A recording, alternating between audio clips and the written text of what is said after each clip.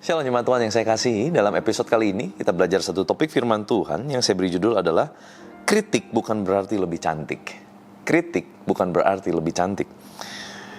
Kitab Roma pasal 14 ayat 10 dalam terjemahan New Living Translation dikatakan, ada perikopnya berkata, the danger of criticism. The danger of criticism. Dikatakan, so why do you condemn another believer? Why do you look down on another believer? Remember, we will all stand before the judgment seat of God. Jadi kenapa kita menghakimi, menuding orang-orang percaya lainnya? Kenapa kita melihat rendah, memandang rendah kepada orang-orang percaya lainnya? Ingatlah bahwa kita akan semuanya berdiri di hadapan penghakiman Tuhan. The judgment seat of God. Saudara, mengkritik orang lain itu sangat menyenangkan. Jujur, memang itu sangat-sangat menyenangkan. Apalagi kalau lihat lagi ada orang yang lagi jatuh, kita baru dengar ceritanya sepotong, terus kita tambahin lagi bumbu karena kita tahu juga ceritanya sepotong, dan duduk bersama-sama dengan kita adalah orang lain yang tahu juga ceritanya yang sepotong lainnya, dan wah kayaknya kalau diomongin, digosipin, makin sip begitu ya.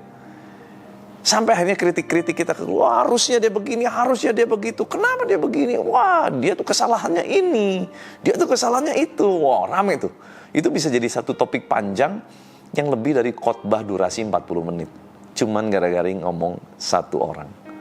Nah saudara, seperti kita kalau pernah nggak makan burger saudara ya, dengan lapisan keju, ada baconnya gitu ya, beserta remahan-remahan kriuk dengan sayur lettuce yang segar. Begitu kita gigit kriuk gitu ya, apalagi kalau dimakan bersama dengan kentang goreng dan segelas minuman berkarbonisasi, rasanya nyaman sekali. Tetapi kadang kita lupa bahwa burger yang begitu renyah, kriuk, enak itu adalah makanan cepat saji yang dapat membawa kepada sakit penyakit jika kita konsumsi berlebihan. Mengkritik adalah untuk tujuan membangun, tentu itu baik saudara ya, tidak salah. Jika kita memang mengkritik karena kita mengasihi seseorang dan tujuannya adalah membangun, tentu itu adalah hal yang baik. Tetapi biarlah kritik jangan berubah menjadi sebuah penghakiman. Biarlah kritik jangan sampai menjadi sebuah tudingan. Biarlah kritik menjadi sebuah penyelesaian. Mengingatkan orang waktu dia melakukan kesalahan itu adalah sesuatu yang baik. Tapi bukan untuk menjatuhkan, not for look down the person, bukan untuk akhirnya condemn the person. Itu yang dikatakan oleh Alkitab dalam kitab Roma. Saudara, pertanyaan berikutnya gini, apakah kita yang mengkritik seseorang, siapapun itu, apakah kita akan lepas dari kritikan? Enggak, saudara. Siapapun kita nggak bisa lepas. Kalau kita berani mengkritik, artinya kita harus siap juga bahwa kita satu hari, kapanpun, kita pun akan terima kritikan. Dan celaka sekali kalau kita jago mengkritik, tetapi kita nggak mau dikritik, saudara ya. Kalau kritik sudah berubah menjadi sebuah penghakiman, artinya kritik itu sudah berbumbu. Karena kritik pada dasarnya harusnya adalah kritik yang membangun, membawa solusi. Tetapi jika kritik berubah menjadi sebuah penghakiman, pasti endingnya adalah sebuah tudingan, tuduhan. Saudara, siapa yang dapat menakar manusia sesamanya dengan seimbang jika bukan Allah itu sendiri? Makanya Alkitab mencatat bahwa hanya ada satu hakim yang adil, itu adalah Allah, bukan kita.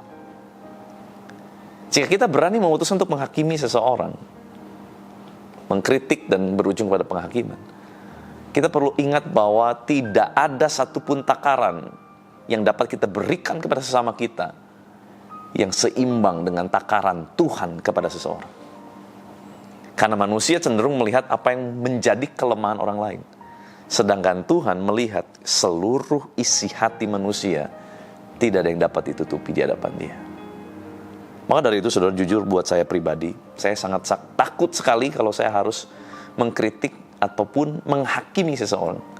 Karena saya harus berkaca berkali-kali kepada diri saya, jangan sampai takaran yang saya pakai kepada orang itu ditakarkan kepada saya. Dan waktu ditimbang ternyata neraca serong, artinya tidak seimbang.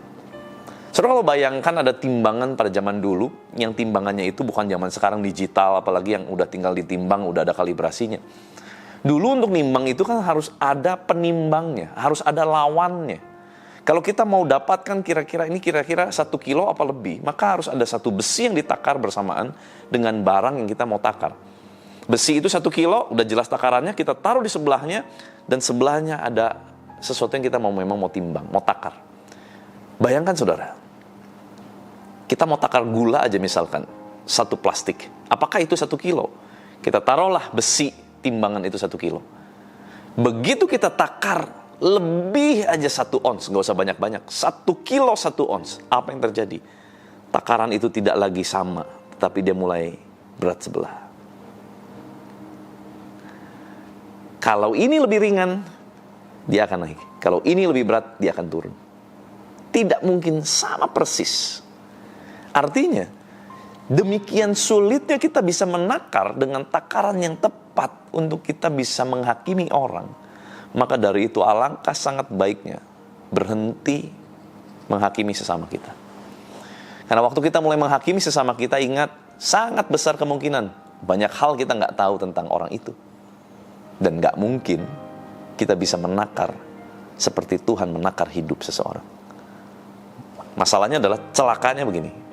Alkitab berkata, ukuran yang kamu pakai akan diukurkan kepadamu. Artinya begitu kita salah ngukur, kita ngukur keberatan, maka akan ada ukuran yang keberatan juga untuk diukur kepada kita. Maka saudara, hari-hari ini yuk kita lihat mungkin banyak hal yang gampang banget untuk, ya istilahnya netizen itu kan untuk gampang berkomentar. Tetapi biarlah komentar-komentar kita tuh bijak, saudara. Mau ngomong, mau komen tuh tahan dulu, jaga dulu, pikir dulu, kalau perlu pikir 10 kali. Jangan sampai setelah kita menulis komen, ya kalau bisa dihapus. Tetapi kalau sebelum dihapus sudah keburu dibaca orang, bagaimana? Apalagi kalau nggak bisa dihapus komennya, saudara, dan dibaca. Satu hari saya pernah ngalamin di mana saya dikomentarin luar biasa. Jujur saudara, waktu komentar itu masuk, apa yang dikomentari, bahkan yang komentar aja saya nggak kenal. Tetapi dia bisa komentar terhadap hidup saya, itu 1000 kali lebih detail daripada saya bisa berkomentar terhadap diri saya. Artinya, jelas komentarnya itu nggak tepat. Maka dari itu saudara, ini kita harus benar-benar bijak. Saya sebagai hamba Tuhan, saya sangat rindu bahwa saudara yang mendengarkan ini, kita berubah paradigmanya. Tidak lagi menjadi komentator-komentator yang sok hebat, tetapi kita menjadi orang-orang yang bijak dalam bertutur kata, dalam berkomentar. Karena jangan sampai kritikan-kritikan yang kita pikir adalah kritik berujung kepada penghakiman dan menghancurkan hidup seseorang. Banyak sekali orang cuman gara-gara komentar-komentar pedas, dan mereka yang dengarnya nggak siap, mereka muncul menjadi orang yang akhirnya depresi, bahkan akhirnya mencoba untuk bunuh diri. Hati-hati, jangan sampai perkataan kita yang kita pikir hanya sebuah kritikan saja berubah menjadi pisau tajam yang membunuh seseorang. Ada seorang yang saya kenal yang hidupnya cuma bisa kritik terus. Saya perhatikan nggak berubah-berubah sampai hari ini. Dan saya lihat hidupnya yang nggak kemana-mana, saudara. Di situ terus. Karena cuma jago ngeritik. Tetapi waktu dikritik, dia nggak terima. Waktu dikritik, dia bilang, saya nggak mau dengar. Hati-hati, saudara. Jangan sampai kita menjadi orang yang akhirnya celaka. Karena kita kurang mawas diri kita. Izinkan saya berdoa buat saudara ya. Tuhan, terima kasih buat firman-Mu, keras sekali menegur kami, mengajar kami. Tetapi ini sesuatu yang baik. Supaya kami boleh punya budi pekerti yang baik. Kami boleh punya kebijaksanaan yang baik. Dalam bertutur kata, dalam berkomentar, dalam menghakimi orang. Jangan sampai Tuhan, kami menjadi pribadi-pribadi yang punya kritik-kritik yang kita pikir dapat membangun, tetapi justru akhirnya menghancurkan. Karena kami tidak bijaksana dalam menyampaikan kritik. Tuhan, sekiranya apapun yang kami lakukan, Biarlah Engkau yang jagai, tegur kami Tuhan sebelum kami jatuh. Sehingga apapun yang kami lakukan, kami kerjakan nama Tuhan dimuliakan. Dan kami tidak mempermalukan Tuhan Allah kami. Tuhan, Kau berkati anak-anak-Mu sepanjang hari ini, apapun yang mereka lakukan, aktivitas mereka dimanapun, Tuhan jagai, sertai, lindungi. Dan biar kiranya tangan kemurahan-Mu terus menyertai hidup kami. Dan biar kuasa kehidupan, kuasa kebangkitan Kristus mengalir memerintah atas kami di dalam nama Tuhan Yesus Kristus. Haleluya, sama-sama kita katakan amin. Tuhan Yesus memberkati.